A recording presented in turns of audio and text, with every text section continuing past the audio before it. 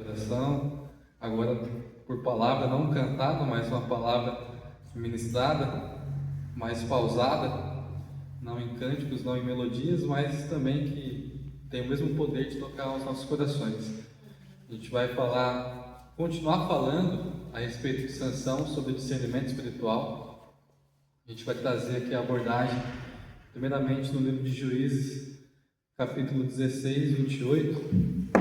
Uma abordagem, primeiramente, uma parte de apologética, a defesa ali da fé a respeito de alguns temas um pouco mais polêmicos, difíceis de tratar da Bíblia. A gente vai falar um pouquinho sobre vingança, porque Sansão, quando ele clama a Deus, ele cita um elemento chamado de vingança. E vingança geralmente não é muito bem tratada ou trabalhada no meio evangélico, porque é um pouco difícil de falar a respeito de vingança.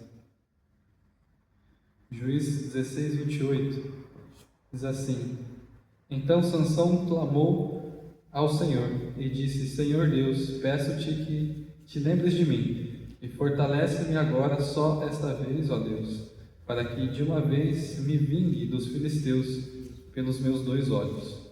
Senhor Deus, mais uma vez me coloco, Senhor Deus, na sua dependência, agora, Senhor Deus, no modo onde tem mais pessoas, mais irmãos, para que o Senhor revele, Senhor Deus, ao coração deles aquilo que o Senhor já revelou ao meu coração. Que o Senhor esteja tocando, Senhor Deus, abrindo entendimento e superando, Senhor Deus, todas as objeções, todas as minhas limitações, tudo aquilo que for falho, tudo aquilo que eu não consigo alcançar, Pai, que o Seu Espírito esteja alcançando, Senhor Deus, completamente, plenamente em nossos corações. Amém. É essa oração que eu faço, Pai, em nome de Jesus. Amém. Amém.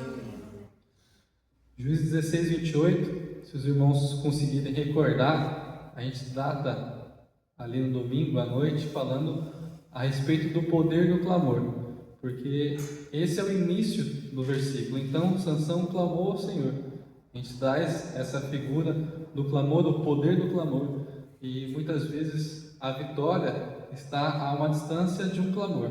Basta a gente clamar a Deus e invocar o nome de Deus para sermos salvos. A gente trabalhou isso também em outros textos, mas algumas pessoas se apegam nesse versículo a respeito da vingança, porque Sansão, ele pede para Deus, ele clama a Deus, e ele coloca que ele quer se vingar dos filisteus. Até no final da sua vida, ele quer se vingar dos filisteus. Ele quer, vamos dizer assim, ele não quer sofrer o dano sozinho, ele quer levar os seus inimigos juntos com ele. Então, Sansão, ele é uma figura controversa, mas Deus, ele atende ao clamor de Sansão, mas ele não concorda muito com esse apelo de vingança. A gente trabalha outros textos, em Deuteronômio 32, 35, vai dizer: a mim pertence a vingança, a retribuição, a seu tempo, quando o pé deles resvalar, porque o dia da sua calamidade está próximo, e o seu destino se apressa em chegar. Também em Jeremias 21, 12, diz: ó casa de Davi, assim diz o Senhor, julgai pela manhã justamente, e livrai o oprimido das mãos do opressor, para que não seja o meu furor como fogo e se acenda, sem que haja quem o apague, por causa da maldade das vossas ações. Então Deus, Ele é o executor do juízo, é Ele que é dono da retribuição plenamente completa e justa de toda a ação do ser humano. Então, embora Sansão ele tenha clamado a Deus, e quando ele clama, ele acompanha o elemento da fé consigo, não há como Sansão alcançar esse poder do clamor sem ter fé. Por isso que ele está na galeria da fé. Tudo que ele faz, principalmente no final da sua vida, ele tem a fé de que Deus o restaura. Mas embora ele coloque ali o elemento da vingança, a gente percebe por esses outros textos que a vingança não é do homem, mas de Deus. E aqui o elemento que também salta aos olhos para que Deus execute a ação contra os filisteus é porque essa opressão que Sansão vivia em sua vida ultrapassou os limites. É uma opressão que se transformou em humilhação, em zombaria. Então, toda vez que a gente percebe esses elementos de uma opressão que passa dos limites, alcança o limite da humilhação, da zombaria, Deus intervém, Ele cessa ali a sua ira, Ele desvia o seu furor para que isso não seja perpetuado. Ele não tem prazer quando essa opressão ela passa dos limites. É assim com o faraó, que ele oprime o povo, mas ele coloca ali um jugo pesado para matar os bebês. Então, uma opressão que se transforma, tem uma escalada muito grande, muito sangue derramado. Então, quando isso acontece, Deus intervém. Assim também, Nabucodonosor, quando ele tem um acesso de arrogância, ele vem e é tratado por Deus. Adonisedeque também é uma outra figura relacionada, ele corta os dedos dos reis conquistados para que eles comam das migalhas que caem, mas ele tem os dedos cortados, então ele também é instrumento de juízo de Deus. Então Josué, ele conquista ali Adonisedeque, se eu não me engano, é um título relacionado aos Jebuseus, ao rei Jebuseu. Mas o texto mais claro que a gente tem é Provérbios 24, 17 a 20. Quando cair o teu inimigo, não te alegres, nem se regozije o teu coração quando ele tropeçar, para que, vendo o Senhor, seja isso mal aos seus olhos, e desvie dele a sua ira. Não te indignes por causa dos malfeitores, nem tenhas invejas dos ímpios, porque o homem maligno não terá galardão, e a lâmpada dos ímpios se apagará. Então, a mensagem de humilhação que o inimigo filisteu, que é aquele arquétipo que a gente construiu no domingo à noite, que é um inimigo que tenta se prevalecer daquilo que é visível, que monta o cenário, ele quer estabelecer um cenário de humilhação. Sansão, que tem o voto de Nazireu, um voto que é separado para Deus, o inimigo agora tenta ressignificar esse significado. Agora você não é separado mais para Deus, mas você é separado de Deus. Então essa é a humilhação que os filisteus tentam colocar em Sansão. Juízes 16, 21. Então os filisteus pegaram nele, arrancaram-lhe os 2 olhos, fizeram descer a Gaza, amarraram-no com 2 cadeias de bronze e girava ele um moinho no cárcere. Aqui a gente tem alguns elementos simbólicos também, as mãos, que significa a execução, a autoridade, 2 cadeias, geralmente representadas nos punhos e nos tornozelos, para dizer a autoridade, a execução que você tinha agora está controlada. Tornozelo, mobilidade, estabilidade. O caminhar que você tinha com Deus agora é limitado. É uma estabilidade que está abalada. Então é essa mensagem também que o inimigo filisteu tenta ocasionar na alma de Sansão. Então entendemos que quando a presença de Deus se retira de Sansão ou se retira da gente, nós temos a nossa ação prejudicada. Nossas mãos estão amarradas, os nossos tornozelos, a nossa capacidade de caminhar com Deus também está com a mobilidade reduzida, estamos instáveis. Então é um cenário de extrema humilhação. A linguagem também é de conquista. Quando Sansão ele é levado para o templo de Dagon, é uma representação de uma vitória.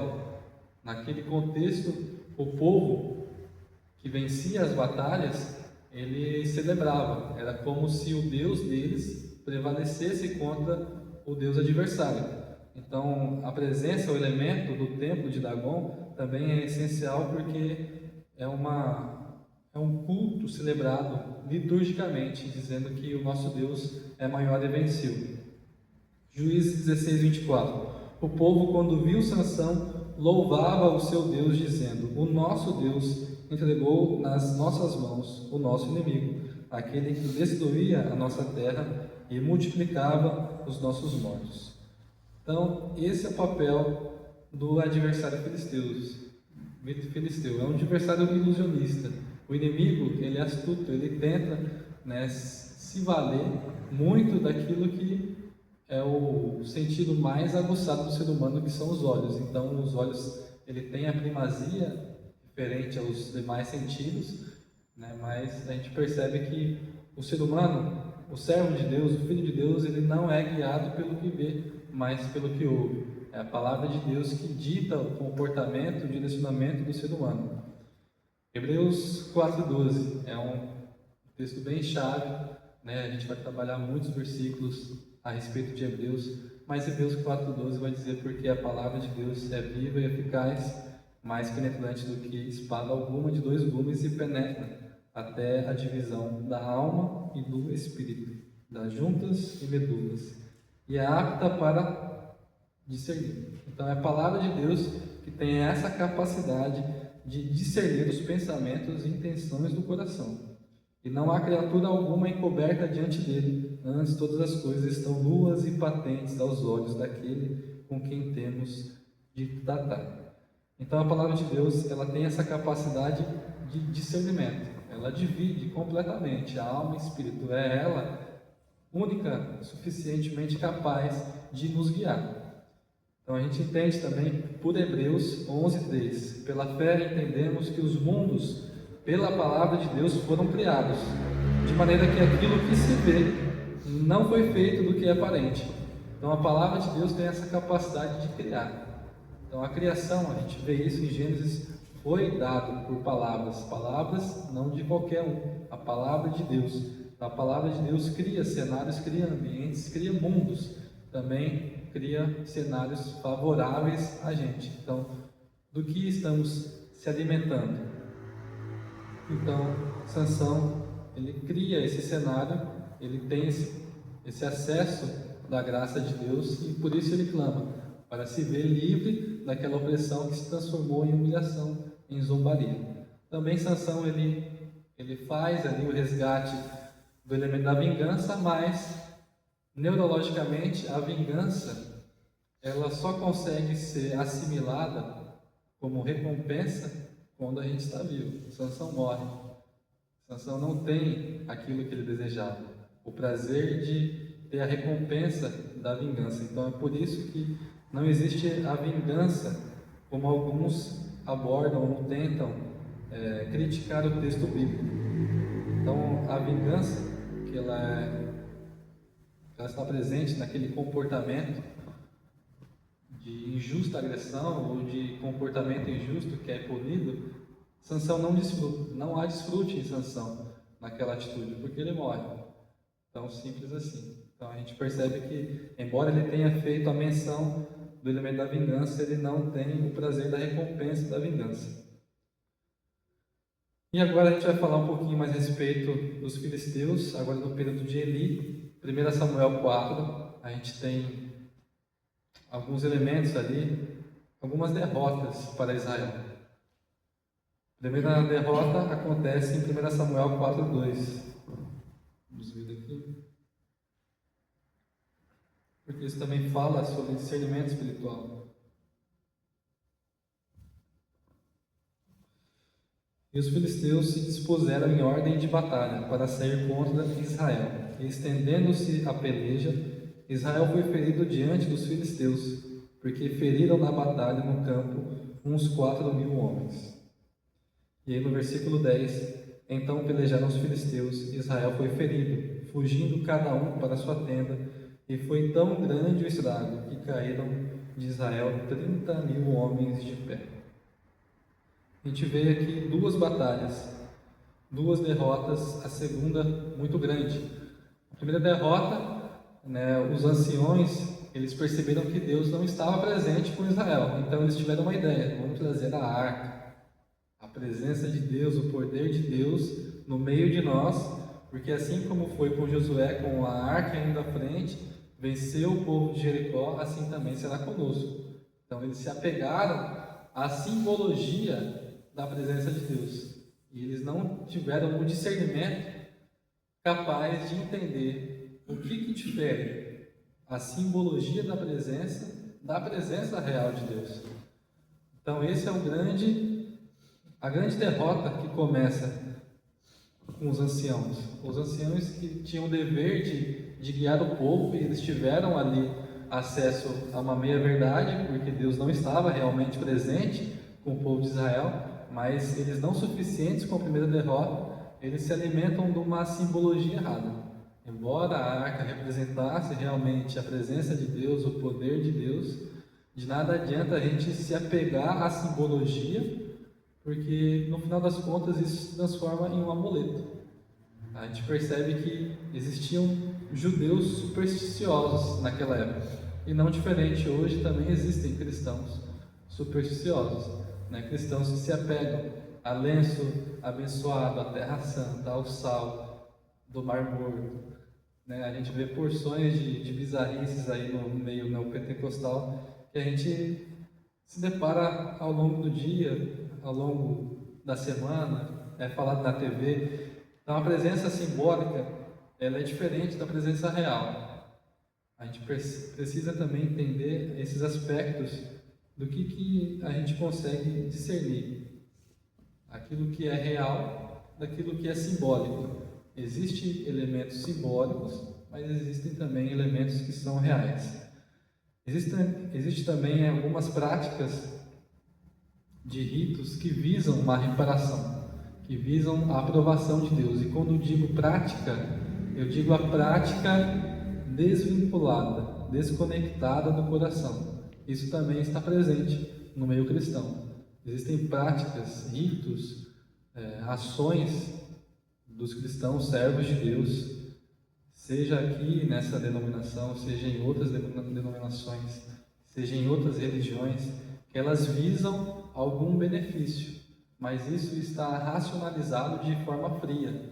Não existe a questão da crença alinhada com a prática. A gente precisa entender que Sansão também, ele quebra o seu voto de Nazireu muito antes de se entregar para Dalila. Onde foi que Sansão quebrou o seu voto antes de Dalila? Lá no leão. Quando ele toca no cadáver do leão. O dever que ele tinha era ir se confessar ao sacerdote, ao sumo sacerdote, e fazer o processo de restauração. Então Sansão, pelo ego, ele não se submete ao tratamento correto. Ele se apega ao ego. Eu sou o grande Sansão, eu não preciso me submeter a todo esse processo. Isso revela também alguns pensamentos, algumas linhas de comportamento que existem também em nosso coração. Quando estamos cegos espiritualmente falando, a gente sabe que está errado, sabe que precisa de conserto, mas muitas vezes a gente não quer ser disciplinado porque a gente precisa recomeçar do zero. Quando o Sansão cai, ele sabe qual que é o caminho correto. Ele sabe que precisa rapar a sua cabeça e reiniciar do zero o seu voto. E muitas vezes também isso acontece no meio evangélico. Algumas pessoas, alguns líderes caem e é necessário reiniciar do zero. E como eles sabem que existe esse processo, eles escondem, eles omitem. Então existe uma cegueira espiritual que, embora eles saibam do correto, eles não fazem. Que a gente possa ter o zelo de que é necessário, se necessário for, reiniciar do zero, porque Deus não recebe uma adoração manchada, não recebe sacrifícios impuros ou mancos, imperfeitos. Sansão, embora saiba disso, ele não faz.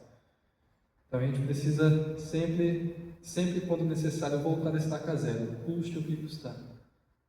A gente precisa entender a seriedade que é ter o voto de Nazireu completamente seguido à risca com Deus.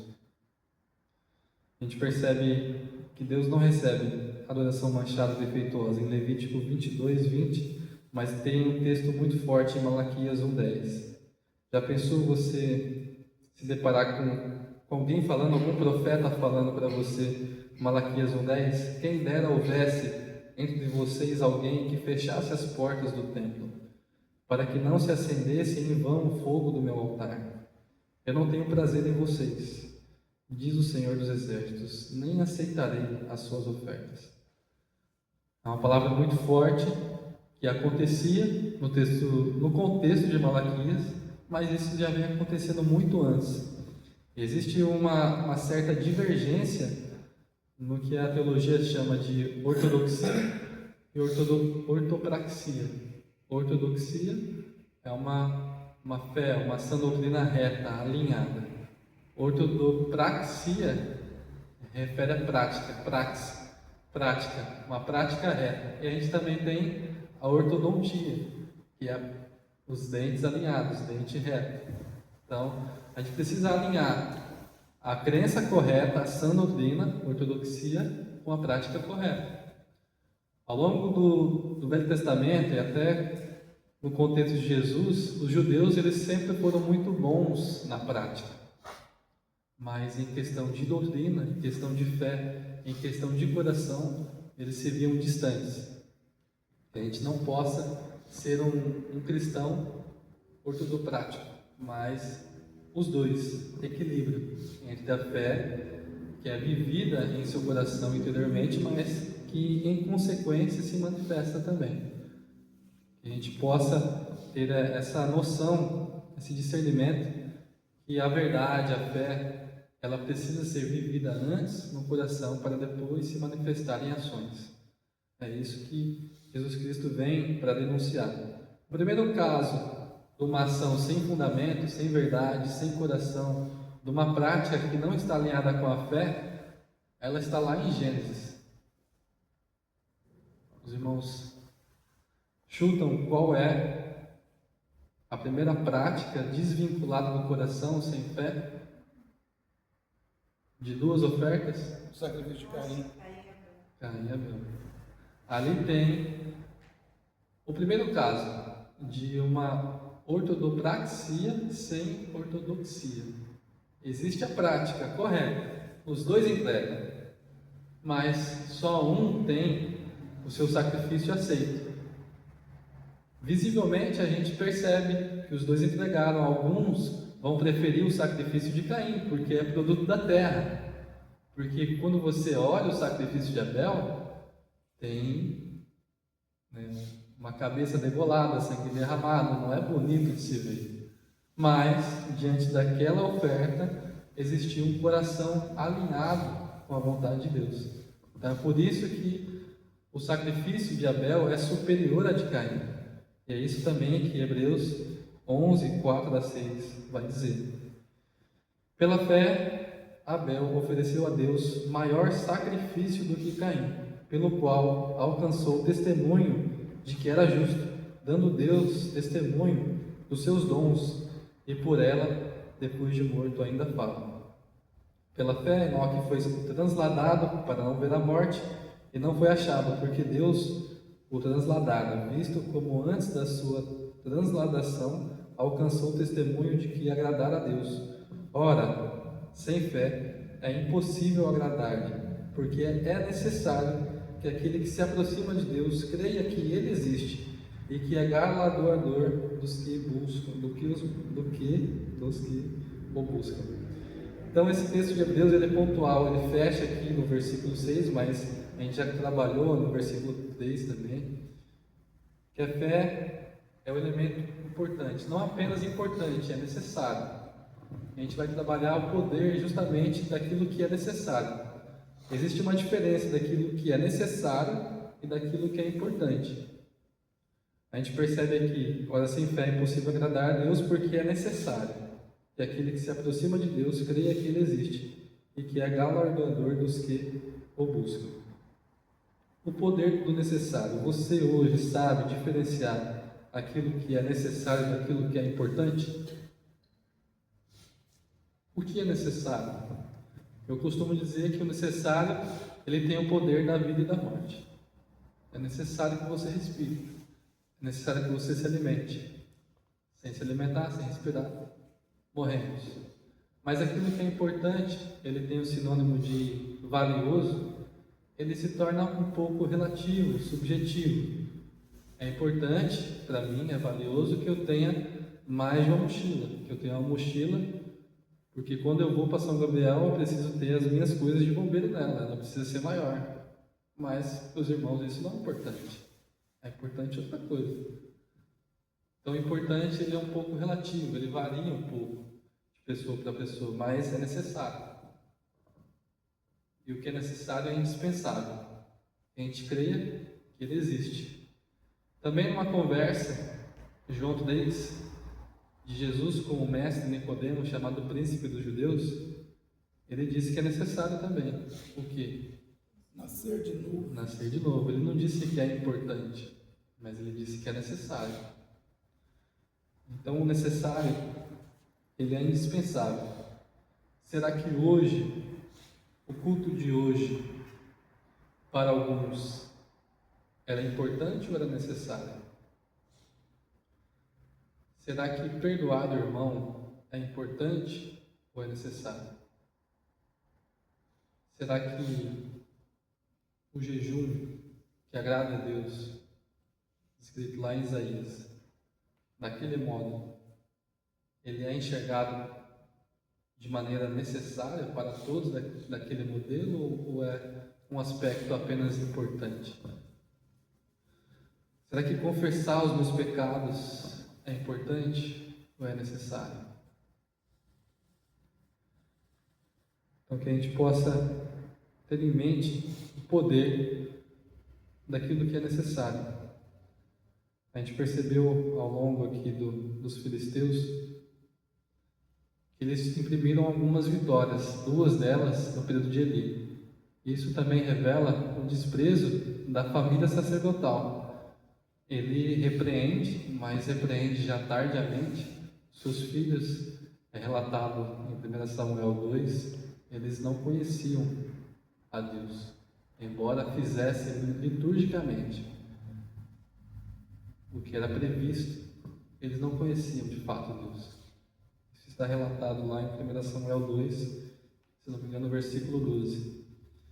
E tudo que eles faziam desagradava profundamente a Deus, até que Deus levantou um homem, um profeta, que repreendeu. Ele trouxe ali uma mensagem, um juízo que não seria mais espiado. Todas as iniquidades dos filhos. Haveria juízo. Haveria perdão para os pecados. A salvação ainda poderia ser acessada. Mas aquele ministério já não seria mais. Deus levantaria outro sacerdote, um sacerdote fiel, e levantou ali, a gente percebe, na figura de Samuel. Então, a gente percebe que o que é muito falado de hipocrisia se resume a isso.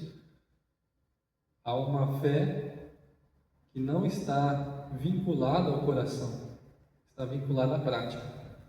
Quando Jesus vem e escancara isso, ele escancara que a prática ela tem que ser vinculada àquilo que você vive no secreto com Deus. Então a ortodoxia, a fé, o fundamento, o coração, ele deve ser algo a ser trabalhado primeiramente de maneira muito profunda, porque isso vai já ocorrer, vai se desdobrar na ação. Então você não precisa focar na ação, a gente precisa focar naquilo que fundamenta a ação. O que fundamenta a ação é a palavra de Deus. Fazer todo esse percurso. A gente percebeu aqui que, embora Sansão ele tivesse um discurso um pouco desalinhado com a sã doutrina, ele tinha, no final das contas, a prática do clamor, e esse clamor ele está vinculado com a fé verdadeira, a fé que se agarra em Deus, ele deixa tudo de lado, se agarra em Deus e clama, ele invoca a Deus e por isso é salvo, mas o seu ministério teve fim. Então muitas vezes isso acontece no meio evangélico, no meio cristão, infelizmente. Então, ministérios ruins, eles se acabam, mas a salvação é preservada. Mas para que isso aconteça, que a gente consiga prevalecer sem que o ministério caia, a gente precisa entender que a prática deve ser acompanhada sempre da ortodoxia, da fé fundamentada, na verdade, do alinhamento real com Deus, para que depois se manifeste as ações. Então, quando a gente trabalha isso, quando a gente tem a humildade, trabalhar isso, ver isso na vida de Sansão, porque a falta de humildade custou O ministério de Sansão custou o ministério de Ófine e Finéias, os filhos de Eli. Então, a vida, o preço da vida sem humildade, custa ministérios. Pode não custar a salvação, porque é pela graça, é misericórdia de Deus pura. Sansão confunde muito a aprovação de Deus, porque ele tem vitórias militares, mas ele não se arrependeu. Ele não foi cortar o seu cabelo, ele não foi fazer o processo de restauração. Ele vence batalhas e ele entende que ele é aprovado por Deus, embora ele não vivesse uma vida de aprovação.